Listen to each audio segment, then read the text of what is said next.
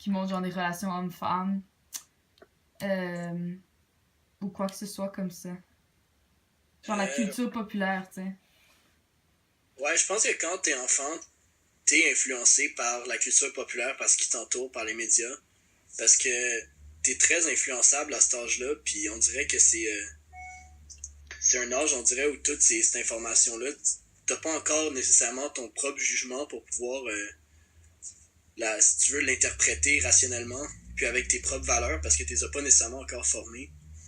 Fait que moi, je pense que oui, ça va t'affecter à cet âge-là, tout ce qui t'entoure, parce que, veux pas, dans la société actuelle, tu peux pas vraiment t'échapper d'être bombardé de messages. Fait que c'est sûr qu'à cet âge-là, comme t'as pas nécessairement encore tous les outils pour pouvoir l'interpréter comme tu veux, je pense que ça va t'influencer. Puis je pense que justement le fait que tu sois influencé à cet âge-là par ces messages-là, par ces idées-là, ben ça va rester avec toi pour ta vie. Là. Je veux dire, même des films que tu vas voir avec tes parents, tu sais, de la musique que tu vas écouter à la radio, c'est pas nécessairement des trucs qui, en sachant, tu vas pas nécessairement penser au concept des standards de la société, puis tout à cet âge-là, mais ça va rentrer dans ton subconscient. Fait que moi je pense que quand t'es enfant, ces choses-là, ça rentre si tu veux pas. Damn, j'adore comment tu réponds, tout développé. Parfait.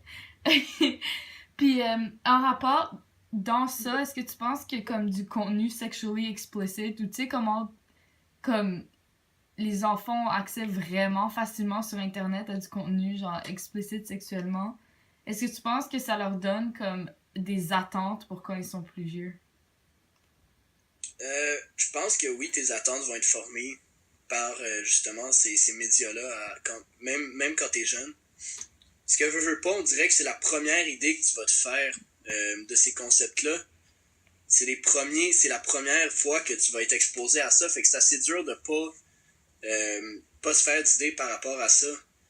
Puis tu sais, juste dans mon expérience à moi, je veux dire, moi, je le sais, là, je m'en souviens, tu sais, je voyais des films, je voyais des films, tu sais, c'est con, là, mais moi, quand j'étais kid, j'aimais super beaucoup les films de James Bond, puis c'était le fun, les films de James Bond, mais veux pas, c'est sûr que quand j'étais kid, ces films-là ont formé, si tu veux, une sorte de message dans mon subconscient par rapport à la valeur des femmes. Puis c'est juste plus tard qu'avec les valeurs que j'avais développées moi-même, puis avec mes propres opinions, que j'avais pu justement comme réaliser. Fait que moi, je te dirais que oui. C'est vraiment que James Bond, t'écoutais tout le temps ça, c'est pas la meilleure image. Ok. Ok. Une question assez large. Penses-tu qu'il existe un double standard sexuel actuellement? C'est sûr et certain qu'il existe un double standard sexuel actuellement. Là. Si quelqu'un qui dit qu'il n'existe pas un double standard actuellement, c'est juste que soit ça ne l'a pas affecté personnellement pour le comprendre, ou c'est juste quelqu'un qui fait de l'aveuglement volontaire puis qui nie parce que c'est juste totalement indéniable, là, selon moi. Est-ce que tu penses que ça va des deux côtés, genre?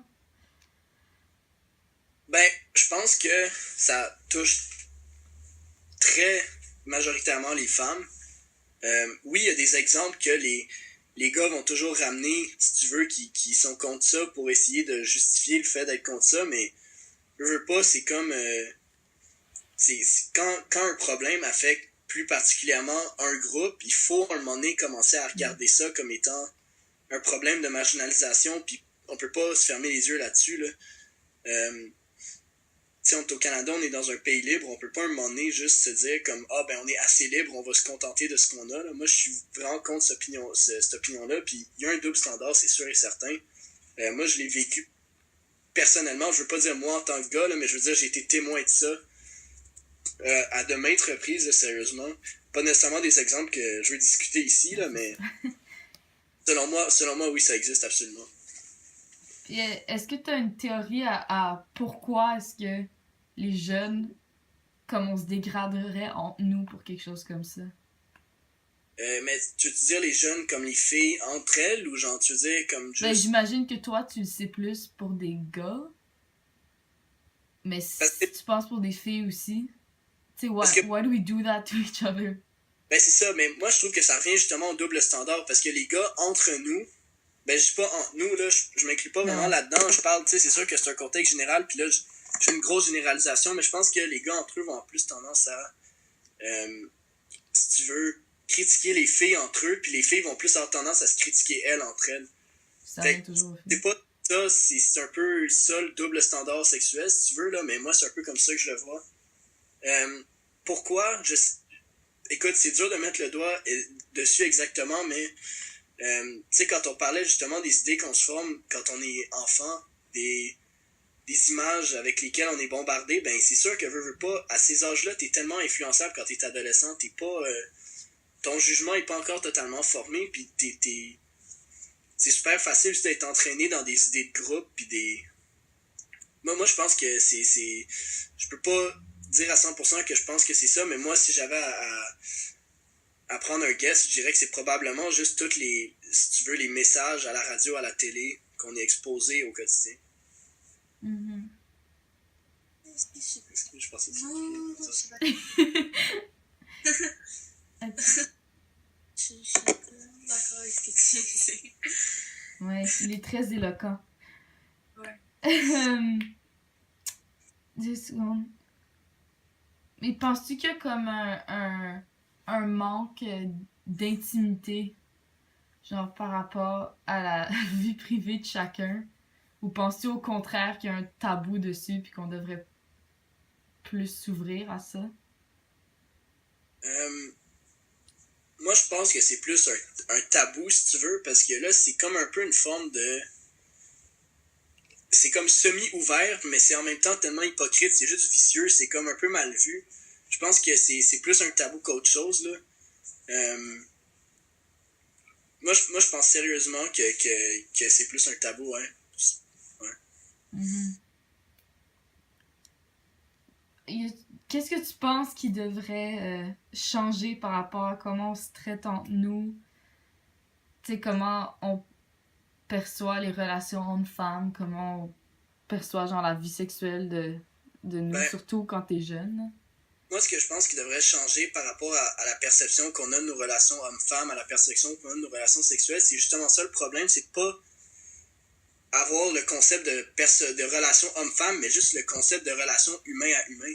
C'est un peu, c'est juste, je sais pas, c'est parce que moi, j'entends souvent que c'est dans la nature humaine, que c'est dans notre génétique, puis moi, je peux juste parler d'une expérience qui est comme, c'est sûr que c'est un exemple vraiment fermé, mais mon travail dans l'armée, là, on est comme un petit groupe, puis il y a des filles, il y a des gars, il y a des personnes qui viennent de partout, puis honnêtement, là, il n'y a absolument aucune différence avec comment on est traité, puis comment on se traite entre nous, parce qu'on a accepté qu'on était tous égaux, qu'on avait tous un rôle à jouer ensemble, puis qu'on allait juste parvenir à nos buts en travaillant ensemble.